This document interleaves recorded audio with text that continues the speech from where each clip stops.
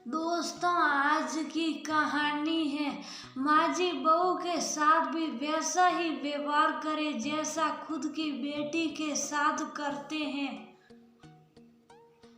दोस्तों, कहानी शुरू करने से पहले अगर आपने चैनल को सब्सक्राइब नहीं किया हो तो कर लीजिए ताकि आपके पास पहुंचे हर नया वीडियो।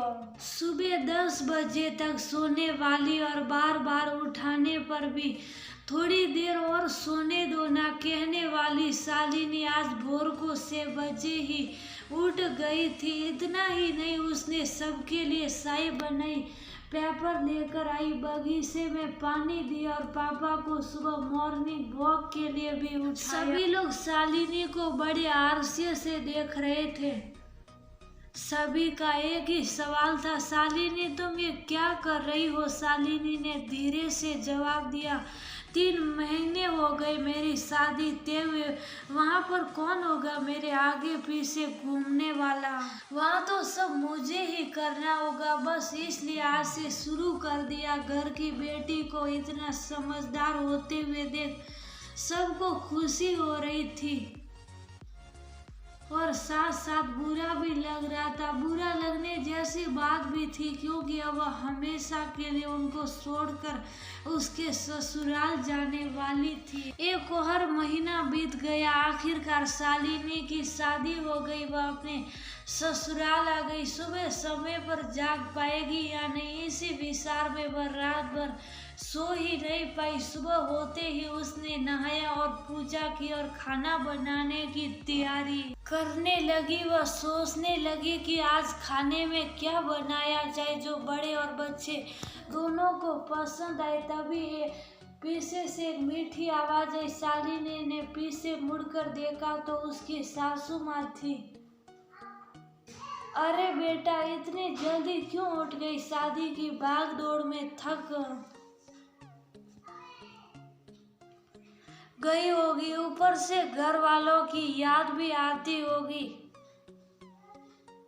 और मैं जानती हूँ रात को ठीक से सो भी नहीं पाई होगी, ऐसे तो तुम्हारी तबीयत खराब हो जाएगी। शालिनी मन ही मन सोचने लगी, मेरी सासू माँ तो बिल्कुल वैसी नहीं है जैसे मैं सोच रही थी। मैं तो डर के मारे कितने दिनों से सुबह जल्दी उठने का प्रयास कर रही थी, यहाँ तो परिस्थिति बिल्कुल अलग है। शालिनी ने कुछ काम खत्म ही किया था कि तभी सासू माँ ने आवाज दी, बेटा इधर आओ, देखो तो सही में क्या बना रही हूँ। मटर पनीर पराठा और गाजर का हलवा। अरे वाह, ये तो सभी मेरी फेवरेट डिश है। शालिनी बोले, उसे तो कुछ समझ में नहीं आ रहा था, उसे लग रहा था जैसे ये सब सपना है। शालिनी को एहसास हुआ कि ये सपना नहीं सच है। सासू माँ ने कुछ नहीं कहा, शालिनी सुन नहीं पाई, वह थोड़ी डर गई। उसे डरा हुआ देखकर सासू माँ ने कहा, शालिनी जरा इधर तो आओ, या तो बैठो, मेरी बस ध्यान से सुनो और समझो। शादी मतलब लड़के की परीक्षा नहीं होती है। तुम्हारी शादी सिर्फ मेरे लड़के से नहीं हुई है, जितनी जिम्मेदारी तुम्हें खुश रखने की है उतनी ही हम सबकी भी।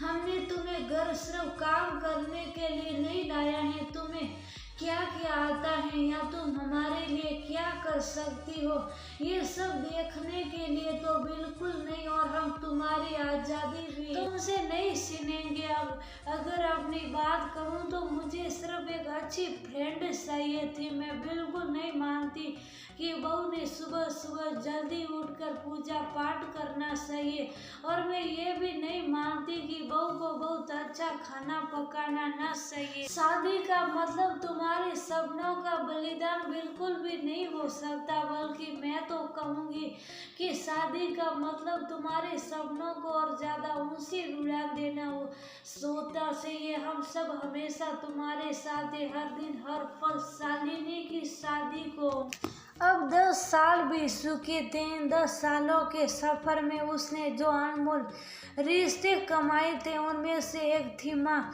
जी हाँ, वही सासू माँ जो अब उसकी माँ बन चुकी थी। शालिनी ने अपने जीवन में काफी उतार चढ़ाव देखे थे, लेकिन उसके मन में ये एक सोच बहुत पक्की बैठ चुकी थी कि जब भी उसके लड़के की शादी होगी और वह घर में बहू लाएगी तो वह भी अपनी सासू माँ की तरह ही अपनी बहू के साथ व्यवहार करेगी। टीवी सीरियल्स में सास बहू को दिखाया जाता है, वही वास्तविकता है ऐसा बिल्कुल नहीं। समय के साथ लोग बदलते हैं, लोगों के विचार बदलते हैं। कुछ गलत लोग जरूर जीवन में आते हैं, लेकिन सभी गलत तो ये जरूरी नहीं। आखिर मैं यही कहूँगी कि बहू मतलब बेटी ही होती हैं। गलतियाँ तो हर किसी से होती हैं, इसलिए बहू के साथ भी वैसा ही व्यवहार करें जैसा खुद की बेटी के साथ कर